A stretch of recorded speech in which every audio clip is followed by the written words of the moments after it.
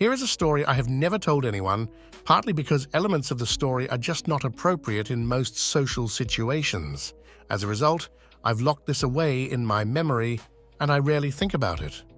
Fair warning, this story does involve some sketchy sexual situations, but does not describe any actual sexual acts. And as another disclaimer, I am completely aware that this story involves me being very stupid and careless. I'm not going to inject these acknowledgements into the story, but rest assured that in hindsight, I am aware of the foolishness that took place, and I don't need to be chided on that topic. Now, where to begin? The year was approximately 1998 to 1999. I was a young gay man in my early 20s, living in a medium-sized city in the Midwestern US. This was sort of an in-between transitional time for gay people, where in most populous areas we had enough respect to live openly, but there were still plenty of people who did not like us. It was well before the invention of smartphones, and the internet was still in the early stages of mass adoption. There were large communities online, but it was not yet at the point where most Americans were online. Online socialization consisted of chat rooms, hosted by various services like AOL, Yahoo, or IRC servers, and message boards were still in use by large numbers of people. For gay men at that time, it was nothing short of revolutionary. Prior to the internet and to the broader cultural changes, gay men had been stuck looking for fun in secretive and/or shady places due to the inability to freely express ourselves. In the 90s, it was still somewhat risky, but the internet offered a way to talk freely and relatively anonymously without the risk of being outed or worse. For this reason, it really took off in the gay communities, and gay men were a very large part of the user bases for these social platforms. It was suddenly very easy and relatively safe to find dates, friends, or just sex, and it quickly became the norm for a lot of gay men. On the other hand, being such a new communication tool for most people, we were sometimes blind to the risks. Being an attractive young man in my prime, I made liberal use of online communities to find dates.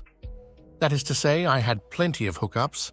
My city had a decent number of chat rooms and personals message boards, and I had mostly great experiences. I met the typical assortment of good guys, closet cases, and weirdos that you'd expect. I wasn't an absolute hoe by most standards, but suffice to say that a cute gay at that time could generally have a lot more dates than your typical straight person, LOL. At some point during this time, I'd had some brief chat on a message board with a guy from my city. I forget his screen name, it's been over 20 years, so let's call him Slim Guy 65. This back and forth had happened on a general thread in the gay section, not in private messages, so it was visible to anyone who chose to read that thread. Nothing had come of it, but about a week later, I received an email from an unrecognized address. The email basically said, "Hey, I'm not gay, and I don't agree with the gay lifestyle. I'm here because my friend met this Slim Guy 65 person from this message board, and the guy really hurt him. I don't want this to happen to anyone else. My friend tried to tell the police, but they wouldn't do anything. I see you were talking to Slim Guy 65, so just be careful and stay away from him." Okay, that's strange. What does this person mean by really hurt him? Was his heart broken? Did he get beaten up or verbally abused or what? I responded to the email asking for clarification on what exactly happened. I never received a response. I was slightly weirded out by it, but on the other hand, it's an anonymous email from someone who doesn't respond and is vague about their warning. This could be anything. It could be some disgruntled ex trying to mess with the guy. It could be a real warning about someone gay bashing. It could be someone trolling who doesn't have anything to do with anyone. I kept it in the back of my mind, but pretty much shrugged it off. Several weeks later, I had a weekday off work and decided to take to the internet to fish for some D******, as was my custom. Lo and behold, I had an email response to a personal ad It was Slim Guy 65. He was offering to meet at his place to hang out and just have a good time. Wink wink, nudge nudge. I won't go into details, and as I recall, there weren't really many details discussed other than the small talk and intros we'd done previously. Nothing about this guy was really sounding interesting to me, but I had no other offers on this day, so I decided why not. I'll go see what this dude is about. As I typed my reply, I suddenly remembered the strange email I'd received warning about this person. I went back and reread it. Still vague, still presenting more questions and no answers. Should I take this anonymous warning at face value and just ignore SG65? Mime. I decided to go check him out anyway. His address was on a rather busy street in the middle of a dense residential area, not some shack out in the woods, and I can handle myself. If he's weird, I can just fuck out of there. Before long, I arrived at the house at the agreed time.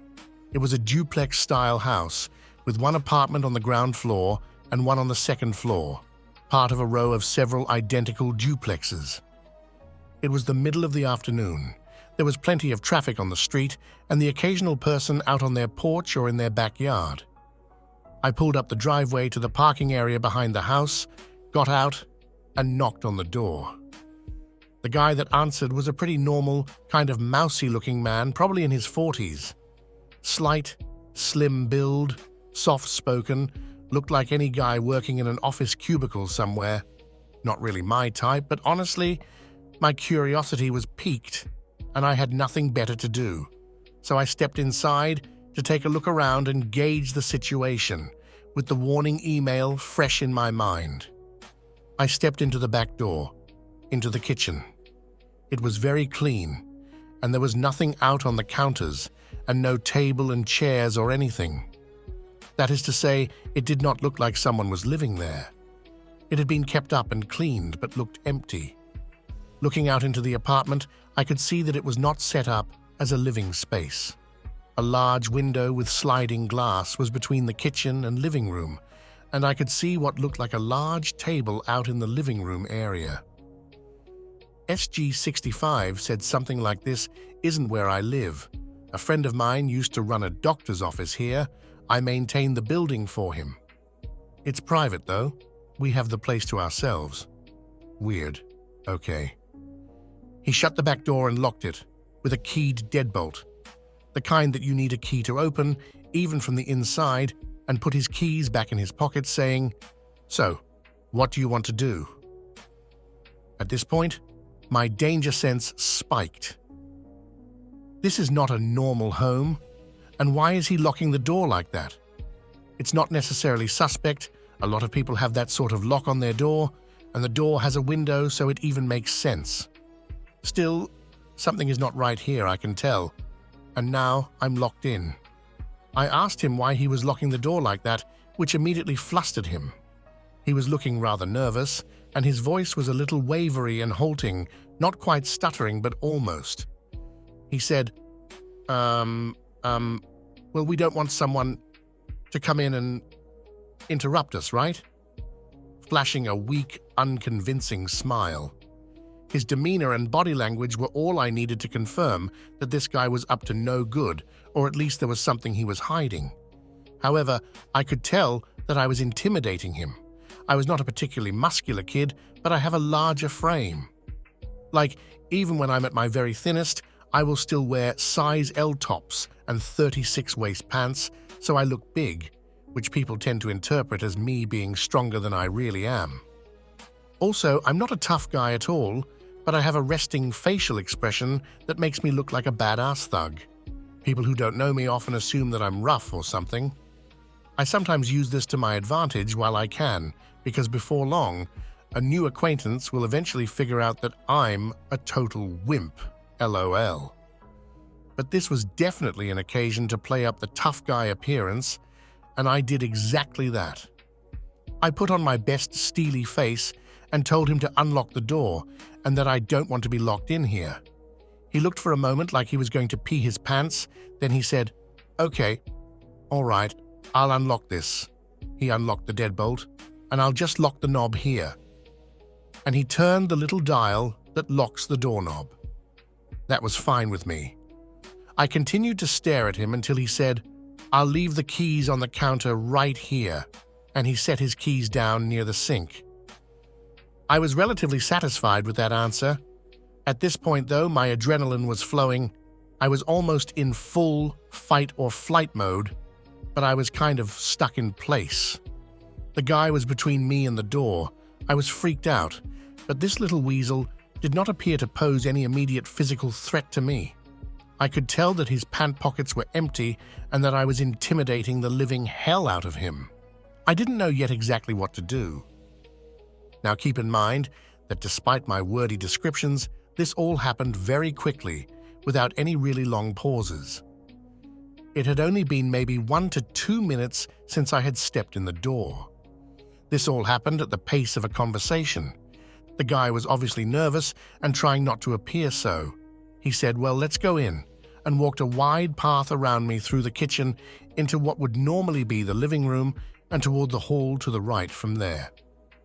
I was familiar with this floor layout. It is very common in this area.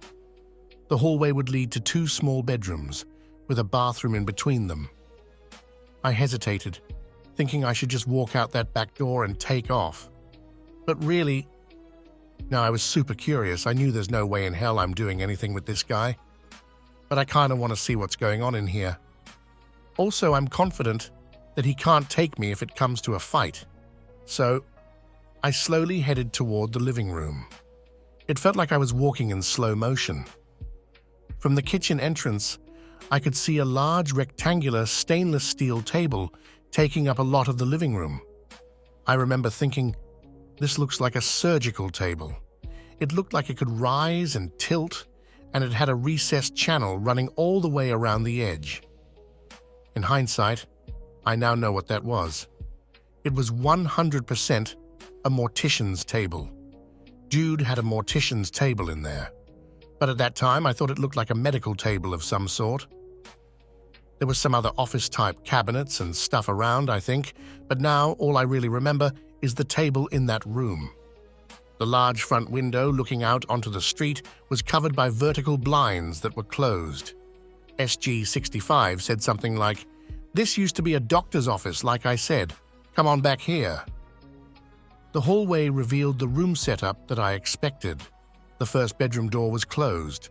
The second door was open to a small, very clean bathroom. At the end of the hall was the other bedroom, which looked like, if the doctor's office story was true, had at one time been converted to an exam room. He said, "We can go in that room if you want. Go ahead, take a look," and he stayed by the other closed bedroom door. The back bedroom door was open, and I could see that the walls were covered in a honey-colored wood paneling, the type you might see in a den or office that hasn't been updated since the early 1970s. I slowly took a few steps down to that door, trying to be very aware of what Mr. Creepy was doing behind me. He didn't move. When I got up to that room, the first thing I noticed was the door had a keyed deadbolt lock, like the back door. This room locked from the outside. I wondered if there was a lever on the inside, but I pretty much knew the answer to that question without needing to check. I also saw a chair, a non-swiveling plastic desk chair with thin metal legs sitting near the center of the room. The room had old, dark carpet and those wood-paneled walls. I noticed that the walls were completely paneled with no windows, and I know that room had at least one window, probably two, so whoever did that paneling went over the windows. There was also a phone in there, plugged in and sitting on the floor. It was an old office phone, probably from around the 80s or early 90s, dingy beige plastic with several buttons to manage different phone lines. Just sitting on the carpet near the wall with the chair at a slight distance facing the phone. There was nothing else in that room. I was standing at the threshold of that room with one foot slightly in, absolutely not going past that door. I looked back at Dude. He was still standing by that other door, just nervously smiling at me, trying hard to look casual but obviously very nervous or something. He said something like, "Well, what do you want to do?" Instead of answering, I felt around the backside of the deerbolt lock. Sure enough, nothing there but the smooth wood of the door. It also dawned on me that I did not see a light switch anywhere for the ceiling lamp. Where was the switch? Who knows? It should have been just inside the door, of course, but that original switch was covered up by the paneling. He mumbled something about not having the key to that lock. Don't worry about it. I turned back to face the guy and just said, "What is it that you want to do here?" My skin had gone ice cold as I realized that I was way too far into this apartment. I was running through my options in my head. What is this guy going to do? He doesn't appear to have any weapon or anything in reach, but who the fuck knows what goes on in this place? What are you trying to do? He was almost totally derailed by that. He stammered out, "Some hot, man-to-man fun," with the weakest smile I've ever seen, looking like he was just a hair's breadth away from panicking. That sounds comical. But really, that sentence was probably the most chilling part of the entire experience for me. It was the way he said it, like he had to come up with something on the fly, something that would sound plausible, and he failed. Who says that in real life? Hey, do you want to have some hot man-to-man fun? Nobody. It's something you'd see on an advertisement for a cheesy porn site or something. Some hot man-to-man fun? Asterisk, smile, asterisk, asterisk, quivering lips, asterisk. That was it. I said, "Nope, I want to go. I'm leaving." He said, okay. I quickly walked past him as he flattened himself against the wall to avoid me, and I noped right out through the living room dissection area and through the kitchen to the back door, which was thankfully still not deadbolted. The keys were still on the counter. I let myself out of the door and didn't bother closing that as I saw him slowly coming to the door behind me. I deliberately walked, not ran, to my car. Looking back at the building, I could see that indeed there was a window facing the backyard area from that paneled room. But of course, it was covered up from the inside. Jude was shutting and locking the back door, and I left, heart pounding, skin icy cold, thinking, holy fuck, what was that? So, was this guy some kind of killer? Or was he just an awkward, closeted gay guy, with access to a sterile-looking apartment with an autopsy mortuary table, and a windowless room that locks from the outside, with a chair and a phone and no light switch? It's clear to me that the poor soul who walks into that room gets locked in. He probably shuts off the light from somewhere and calls the phone. Other than that, it's anyone's guess what happens. I assume the friend of the judgmental person who emailed me must have been some kid that got locked in for whatever game ensues. Driving home, at first I thought, of course, I have to call the police and tell them what's in that place. But thinking it through, I realized I didn't really have any crime to tell them about. I went to meet a man for casual sex, and what? He has a room with a chair in it? He has, as I thought at the time, an exam table? The police aren't going to do anything with that story. The guy didn't touch me or do anything to me, and I left. I considered calling an anonymous tip line, but again, what exactly would I report? There was no actionable crime. Also keep in mind that at that time, while the local police in this city were pretty decent, they weren't especially interested in getting involved with helping the gays. They'd prosecute actual crimes if it was cut and dry, but I'd heard plenty of accounts of them not choosing to follow up on cases where there was not an easy arrest to be made. I decided not to report anything because nothing would come of it except drawing unwanted attention to myself. Even in retrospect, I think that was probably the most rational choice to make. If this happened today in 2020, the law enforcement would probably be a lot more interested in it.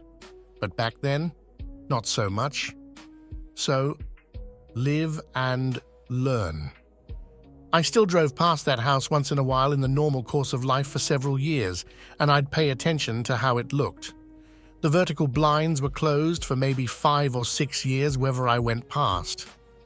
Then eventually the blinds were down, and there were decorative curtains in the window, so I assumed the place was eventually sold to someone who actually lived in it.